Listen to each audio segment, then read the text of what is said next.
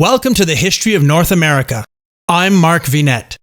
Before exploring early colonial Mexico, let's take a brief look back at the last stand of the Aztec, as well as European battle tactics and the Western military tradition with historian Victor Davis Hanson. The invasion of Mexico from the Caribbean at Veracruz and the march inland between 1519 and 1521 by Hernan Cortez.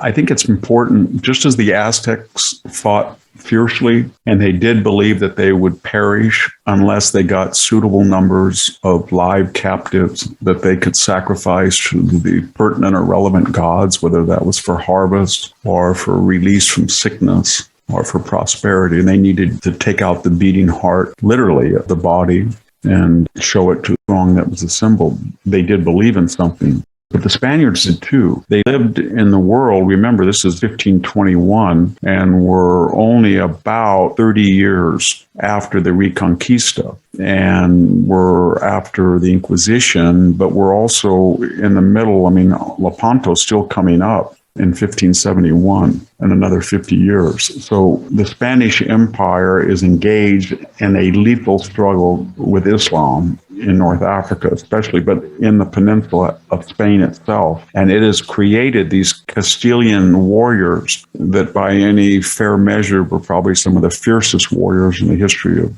military conflict. And they believed in certain things, that their duty was to save souls and spread Christianity for the benefit of their own soul and the benefit of souls yet not converted. And they believed that Spain, especially vis-a-vis France, but especially Britain, had a foreordained mission to bring civilization to where it wasn't there. It had a very different view of civilization than Britain or France, but nevertheless, that was their view. And they believed, because of the unique position of the Iberian Peninsula, that they had two missions. One was to make sure that Islam did not come through the Mediterranean and destroy Western civilization on their southern flank. And because they had Atlantic ports, they would discover the New World. Remember that those two phenomena were very closely intertwined. The reason that Columbus left Spain and Portugal and the successive explorers was they were convinced that Islam barred the way to transcontinental trade, that the old Silk routes, whether it was through Afghanistan or Eastern Asia Minor, et cetera, on to China and India, were now impossible because of the Ottoman Empire. And the Ottoman Empire was dynamic, and it was taking the Balkans, and it was going to come into Italy, and it was going to come into Western Europe. And so they needed routes to China and India, and they had a theory going back to classical science that the earth was round. So whether it was going down to the Cape of Good Hope or whether it was going the other way, what would eventually be Cape Horn, whatever it was an idea that we've got to be independent and explore a new world and therefore seek autonomy and continue prosperity without worry of the Ottomans. But we have to keep the Ottomans out of Europe. And so it was successful, and that pressure allowed certain European countries that had Western ports on the Atlantic, Britain, France, Portugal, Spain, the Netherlands. There's no accident that the focus of classical leverage, power, and influence went north. I know a lot of it's to do with the Protestant Reformation, but a lot of it's to do with the wealth and bounty of the New World, and they were particularly adept at utilizing it because they were ocean-faring peoples, and the people in the Mediterranean who had to fight Islam as a rearguard action, especially in Italy, they were galley-bound people. They were creating a type of maritime warfare that was dependent on the calm seas of the Mediterranean, rowing one or two masts only, and they were utterly unable and unprepared to go out in the Atlantic and sail in the way that the Spaniards, the Portuguese, or the French, or the British were, or the Dutch. And so it was kind of tragic. And so he was a member of that second generation of Spaniards who followed Columbus and were intent on magnifying the power of the Spanish crown, of Iberian civilization, Spanish language, and Catholicism against its perceived enemies, which were the Protestants, the Jews, he thought, the Muslims. The medieval and early Renaissance Spanish mind was sort of characterized as there's enemies on all sides of us, and we've got to go to the New World to get the resources to prevail back in Europe.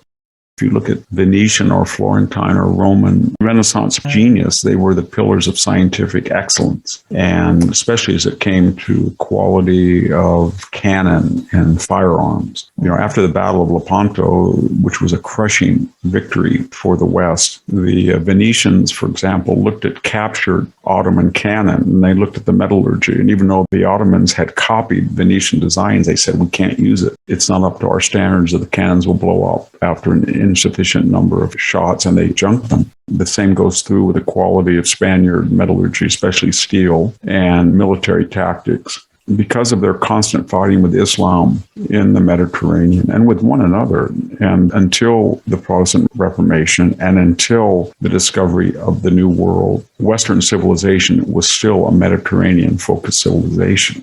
When you go to Eastern Europe today and you talk to people, they still feel in a very strange way that Eastern Europe got a bad rap, not just in the Cold War, or not just as Greece's battleground between East and West, but going back to the Byzantine Empire and the idea that certain people in Europe were the bulwark and slowed down Islamic aggression or Ottoman aggression and allowed Western Europe to have a buffer zone that would allow them to explore and become wealthy. And they're still sort of embittered because they became a garrison state in a way the West, they feel, didn't have to be in the same way. They were more open to experimentation, religious diversity, the Renaissance, the Reformation, discovery of the New World. But the people in the old Byzantine Empire and what was left of it after its collapse, and it was under Ottoman occupation and was constantly fighting and rebelling, their only hope was doubling down. They had to be rigid. They had to have one orthodox religion. They couldn't leave. They had to fight and confront Islam from the East.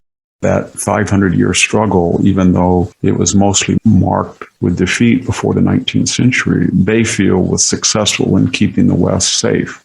It didn't mean that the West was always going to win, and they didn't against non-Westerners. And there were a lot of disasters. But what it meant was, it being the Western military tradition, it gave them advantages to fight in unfavorable landscapes at great distances with enormous logistical or numerical disparities. And what was that it? Well, it was about 7 or 8 things. It was the classical tradition, starting in Greece and Rome, of inductive thinking and empiricism, that you had a scientific tradition that was not censored by religion or fable or custom or tribal concerns. And it can be very destructive. And so what I'm getting at is most, not all, but almost all of the great leaps and bounds in military technology were Western, whether it was gunpowder that was imported as a firecracker from China, and then it was used in a very sophisticated manner with corn, gunpowder, and metallurgy advances, so that very soon the Chinese were trying to buy gunpowder weapons, even though they had found gunpowder